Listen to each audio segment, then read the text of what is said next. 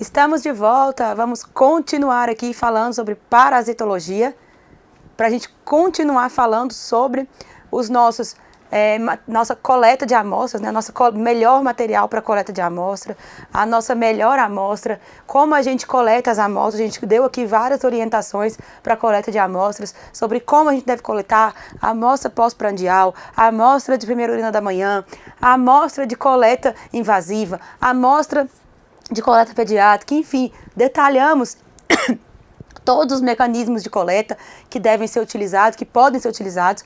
Cada um vai se aplicar aí a determinado tipo de paciente, determinado tipo de exame que eu preciso, determinada informação que eu preciso.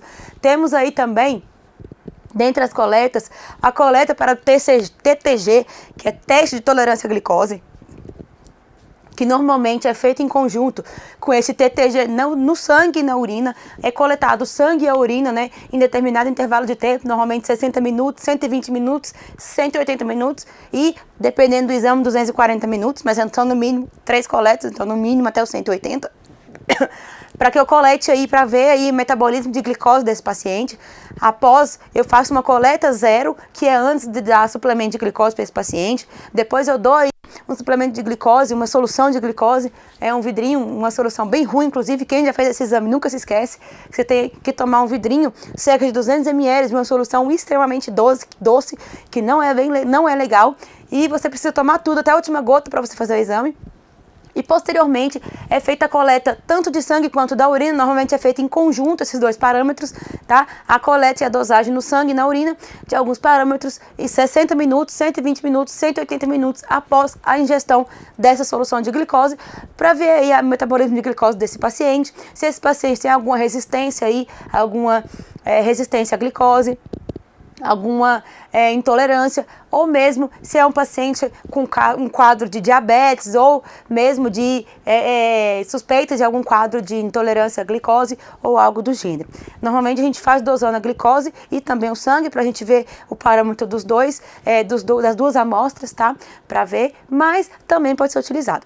E temos aí também coleta no saco coletor pediátrico, que pode também ser utilizado para pacientes geriátricos, dependendo do paciente debilitado, paciente sem mobilidade, também pode ser utilizado dessa forma de coleta no saco coletor, que a gente explicou como é que funciona.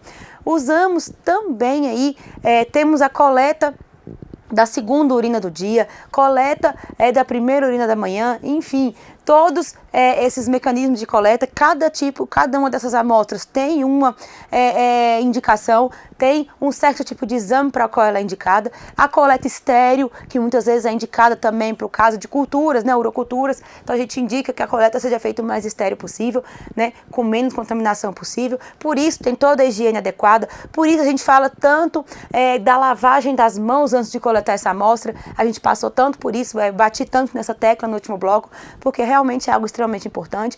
Falamos também sobre essa coleta, orientações de coleta no paciente do sexo masculino, sexo feminino. Falamos sobre o tempo de processamento dessa amostra. Eu enfatizei, até pedi para que você escrevesse aí, marcasse no seu caderno, que essa amostra coletada, se ela for coletada em casa, ela tem que ser levada imediatamente para o laboratório, porque ela tem que ser processada 1 hora após. Ela tem que ser entregue ao laboratório no máximo 1 hora após a coleta e processada no máximo 2 horas após a coleta. Então, esse tempo ele faz toda a diferença, porque uma amostra que não for processada em tempo hábil, ela pode sofrer deterioração, ela pode sofrer influência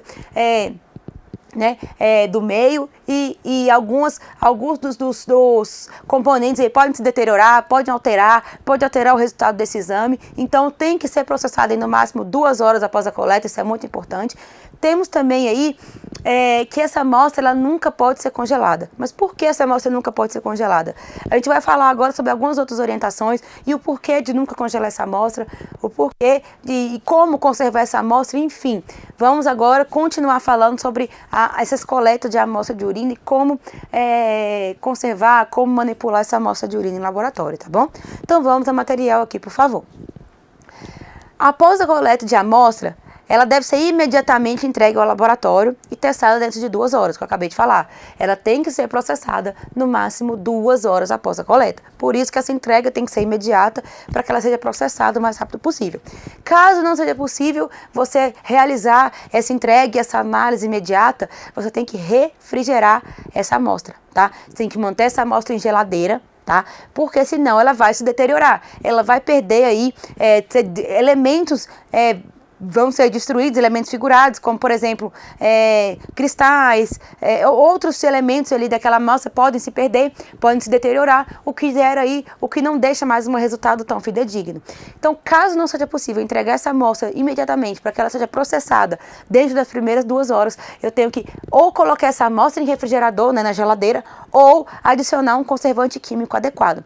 E quando eu falo de conservante químico, isso aí é feito em laboratório, tá, gente? Você entrega a amostra no laboratório, se por acaso ela não puder ser processada, o laboratório tem lá o procedimento de conservante, de conservação que ele usa, o conservante que ele coloca lá na amostra, a gente vai ver daqui a pouco qual é. Mas caso você não consiga entregar essa amostra no laboratório, essa amostra, imprescindivelmente, ela deve ser refrigerada, senão ela vai ser uma amostra inválida, tá? Ela não vai ser aceita quando você for levá-la ao laboratório, tá bom? Mas eu disse refrigerar, porque essa amostra nunca... Coloquei até aqui em caixa alta em vermelho, ó. Nunca deve ser congelada, porque isso vai destruir esses elementos segurados presentes, os cristais, vai destruir aí, muitas vezes, as células que estão ali presentes, que eu preciso contar, células epiteliais, enfim. Então, vai destruir esses cristais, esses outros elementos segurados presentes, tá? Inviabilizando o exame microscópico, tá? Quando eu falo de exame microscópico, eu falo de características físicas, né? Depois de passar pela característica física, morfologia, né? Cor, odor, característica, enfim, eu vejo aí a concentração, né, a quantidade de amostra, eu vou para a característica química, né, que é a presença de glicose, que é aquela fita de AS que a gente coloca, glicose, proteína, enfim, presença desses elementos, e depois eu vou para a análise microscópica, que eu pesquiso muco, eu pesquiso células epiteliais, células leucócitos, hemácias, tipo células em geral, bactérias, e se eu congelar essa amostra, eu vou perder esses elementos, eu vou perder os cristais, eu vou perder muitas vezes as bactérias, vão se deteriorar, que estavam ali, porque se não for a bactéria que aguenta alta temperatura, se eu congelar essa amostra, elas vão se deteriorar. Eu vou aí perder as células, porque muitas vezes a célula não aguenta baixas temperaturas, né, temperatura de congelamento, então ela vai se deteriorar. Então eu vou perder aqueles elementos e meu resultado aí, a amostra ela não vai ser mais válida, ela vai ser uma amostra que eu vou precisar desprezar. Então, nunca congele a sua amostra, tá? Isso inviabiliza o seu exame microscópico, porque altera os elementos figurados ali presentes, eu não vou conseguir mais analisar microscopicamente a presença de células, de cristais, enfim, de outros elementos figurados ali naquela amostra na análise microscópica, tá bom? Então, e também pode gerar falso resultado aí em dosagem de bioquímica, por exemplo, de glicose, de proteína. Então, pode gerar aí resultado falso positivo, falso negativo. Então, nunca congele. Se não conseguir entregar na hora, no máximo, refrigere essa sua amostra em geladeira, mas nunca congele essa sua amostra, tá bom? Isso é muito importante, grave bem isso, tá bom? Então, e qual é o conservante utilizado? Quando a gente fala de conservante, no caso de você não conseguir refrigerar, conseguir processar essa amostra em até 2 horas, lá dentro do laboratório existe o procedimento para conservar essa amostra. Por exemplo, laboratório de grande escala, que não consegue às vezes processar nas primeiras 2 horas a amostra, já tem que passar essa amostra por um processo de conservação, colocar um conservante nessa amostra para que ela fique aí viável para eu processá-la depois. Então, o que é esse conservante? Qual conservante eu posso utilizar para preservar essa urina viável, para fazer esse processamento dela depois, esse exame depois? Isso varia de cada laboratório tem o seu procedimento. Mas o mais importante é que esse conservante ele precisa ser bactericida, porque ele precisa inibir a reprodução dessas bactérias, tá? Se eu colocar lá, coletei a amostra, existem bactérias ali, elas vão continuar se reproduzindo. Então eu preciso de um conservante bactericida, porque senão eu vou liberar aí um resultado falso positivo. Se elas vão continuar se reproduzindo e eu for fazer a contagem depois, fazer a análise microscópica depois, vou liberar um resultado falso positivo. Então não é o que eu quero. Então eu preciso de um conservante bactericida, ou seja, ele não vai matar, ele não vai eliminar a bactéria que está ali, mas ele vai parar a reprodução. O que tem vai continuar tendo, mas não vai aumentar, entendeu? Então, tem que ser bactericida, tem que parar a reprodução. Inibir a atividade da enzima urease, ou seja, essa urina ela não vai se deteriorar, ela vai continuar ali estável, uma urina estável, a urease ela não vai agir ali para poder e deteriorar aquela urina. Preservar os elementos celulares, ou seja, as células, os cilindros, células epiteliais, hemácias, leucócitos, tudo que esteja ali, tá? Preservar, para quando eu for fazer a leitura daquela lâmina, daquela urina, for colocar aquela urina para processar aquela urina e fazer a lâmina para ler, eu vou ter os elementos celulares ali preservados. Eu não vou ter um falso negativo, não vou ter deteriorado aquela célula que estava ali e na hora de ler eu não vou achar nada, tá? Então eu preciso que esses elementos celulares sejam preservados e preciso que esse conservante ele não altere, tá? Não altere a estrutura química da urina e não interfira no processamento dessa urina, nos testes químicos dessa urina, tá? Então, esse conservante, ele tem que ser aí uma acidez ideal, porque senão ele vai alterar a estrutura química da urina, ele vai deixar a urina muito básica, muito ácida, vai alterar a densidade, enfim. Tem que ser um conservante que não altere esses testes, essas características químicas da urina, que conserve os elementos celulares, preserve os elementos celulares e que seja bactericida, tá bom? Então, lembrando disso, esse conservante, ele tem que obedecer todos esses critérios aqui para que ele seja utilizado. Lembrando que cada laboratório tem o seu procedimento, tem o corante que mais utiliza aí, que é padrão, mas tem que seguir aí essas aqui orientações do corante, tem que ser bactericida, ele não pode, ele tem que preservar os elementos celulares, ele não pode interferir aí na conformação química da urina, causando aí interferência nos testes, tá bom? Então, ele tem que ser um corante muito bem testado para que a gente saiba que ele não interfere nos testes, porque senão eu vejo ajudar ele atrapalha, né? Então, muito cuidado. Toda vez que a gente vai fazer esse processo de conservação, esses corantes, eles já são preconizados, todo laboratório já tem a sua rotina, já tem a sua preconização, e essa preconização costuma ser seguida para que essa amostra ela continue viável aí, no caso de não conseguir processá-la, da gente não conseguir processá-la imediatamente aí, tá bom? Então, vamos seguindo. Eu trouxe a foto aqui, joga no material, a foto de tirinha de AS, aquela que a gente tem, bem tradicional, que a gente sempre faz, aquele AS bem simples de fazer. O que a gente vai fazer é pegar a urina, que no caso do teste químico, tá?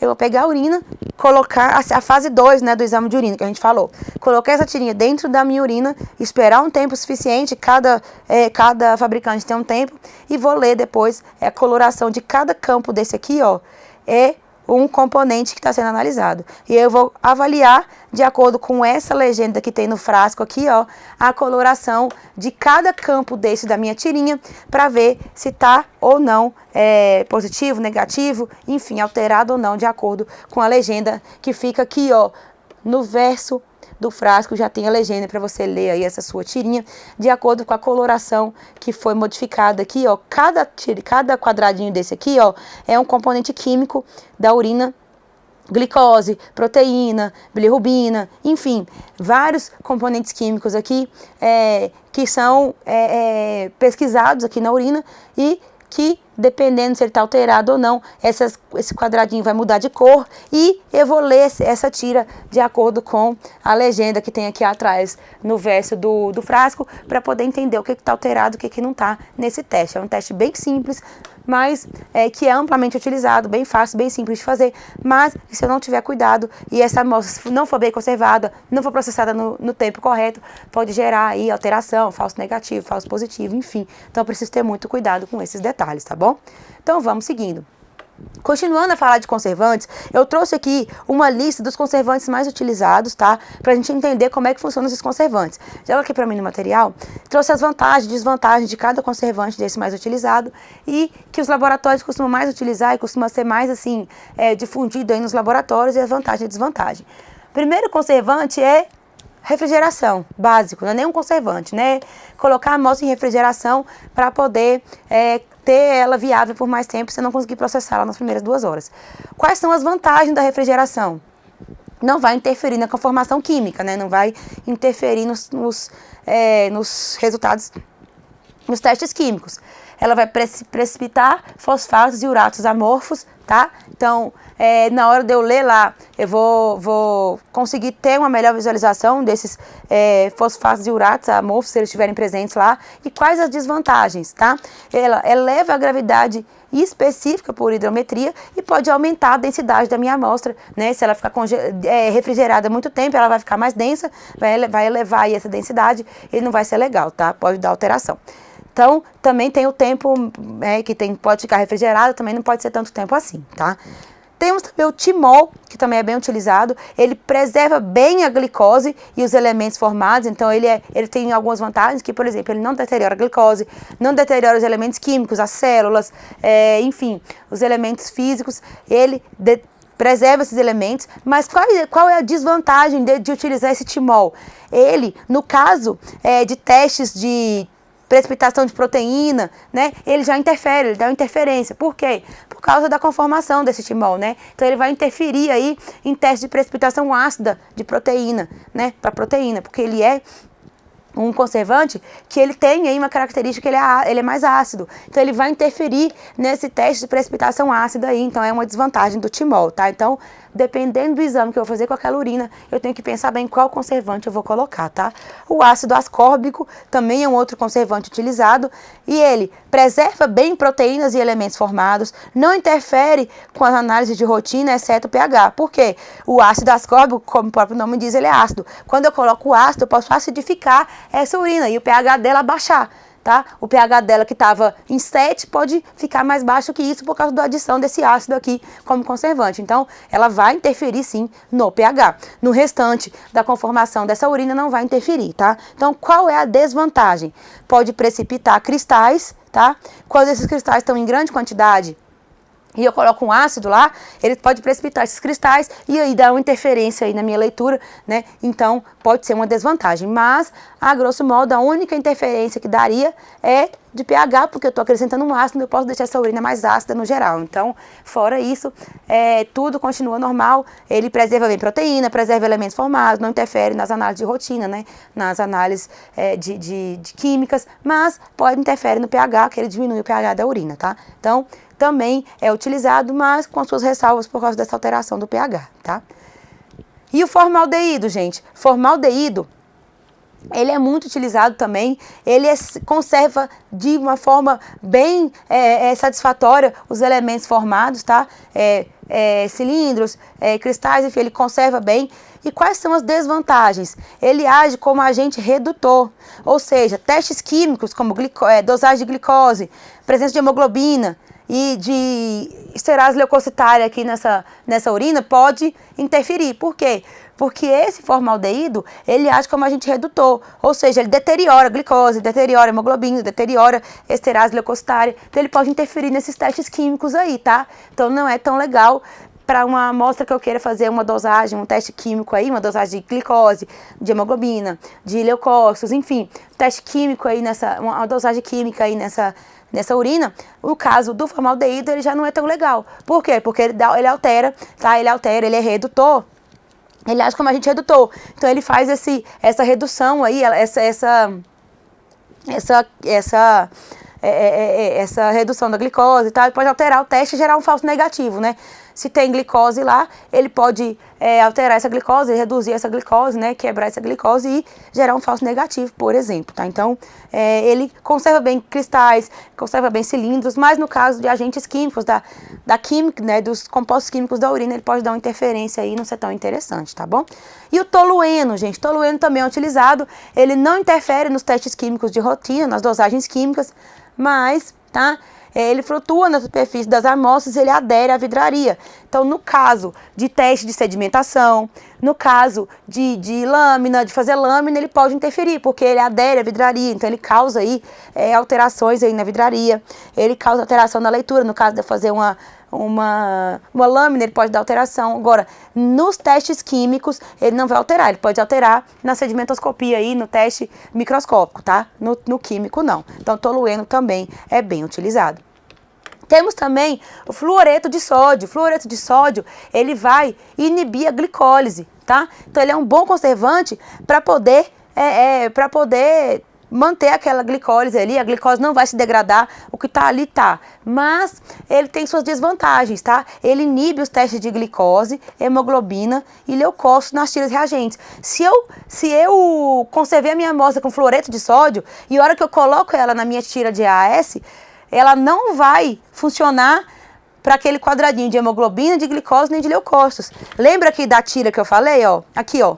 Essa tira aqui, se eu coloquei a minha amostra lá no fluoreto de sódio para conservar, quando eu vou passar ela nessa tira aqui, o quadradinho de glicose, o quadradinho de hemoglobina e o quadradinho de leucócito não vai funcionar, não vai ler, ele não vai ler. Por quê? Porque ele inibe, tá? O fluoreto de sódio, ele inibe esses testes, então essa tirinha ela não vai funcionar para testar glicose, hemoglobina e leucócito. Então, né, vai alterar bastante aí esses meus testes químicos, então já não é tão interessante, tá? Então, muito cuidado com o uso desse fluoreto de sódio aí na rotina laboratorial.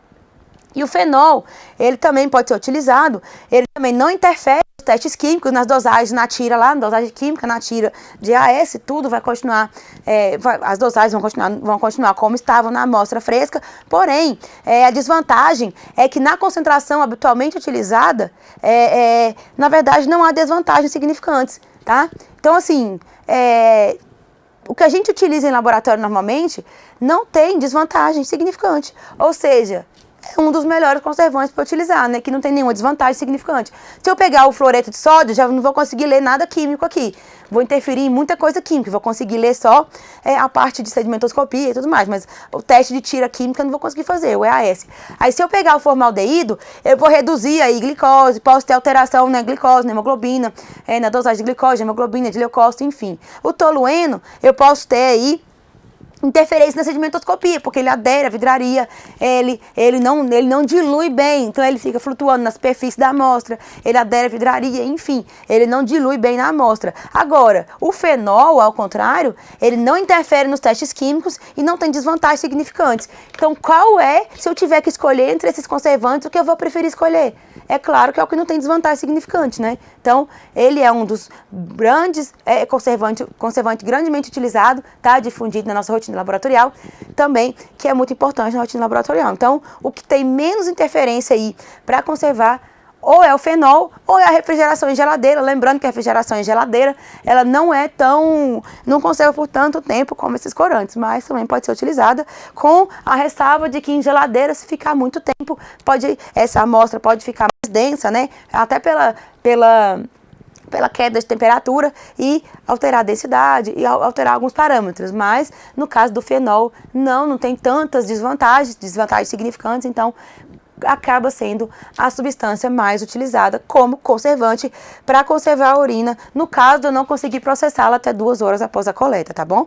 Lembrando que essa utilização desses conservantes, isso aqui é rotina laboratorial, tá? Não é você que vai fazer em casa, não. Você vai coletar e logo depois levar para o laboratório, tá? Se você não conseguir levar, geladeira. Mas, tá? Essas técnicas de conservação utilizadas com fenol, com fluoreto de sódio, com formaldeído, com tolueno, enfim, isso é feito no laboratório. Você entrega a sua amostra no laboratório em até 1 hora e lá no laboratório, se ela não for possível processá-la em até 2 horas, eles vão fazer todo esse processo de conservação para que quando ela for processada, o resultado continue fidedigno como era quando ela estava fresca. Então, isso é feito em laboratório. O laboratório tem o procedimento, tem o protocolo de dosagem, de quanto de conservante usar para cada quantidade de amostra, tudo direitinho. Então, isso é feito no laboratório e não é feito pelo paciente em casa, tá? Então, a única coisa que você pode fazer em casa, caso você não consiga utilizar, levar essa amostra imediatamente para o laboratório, é conservá-la em geladeira e levá-la o mais rápido possível ao laboratório, tá bom? Não se esqueça disso. Então, o que a gente tinha era isso nesse bloco. A gente volta daqui a pouco para mais um bloco de teoria sobre urinálise, para dar continuidade a esse nosso conteúdo e avançar mais nesse nosso conteúdo de amostra de urinálise, processamento, né, de amostra de urina para uranálise, enfim. Então, não sai daí que a gente já volta.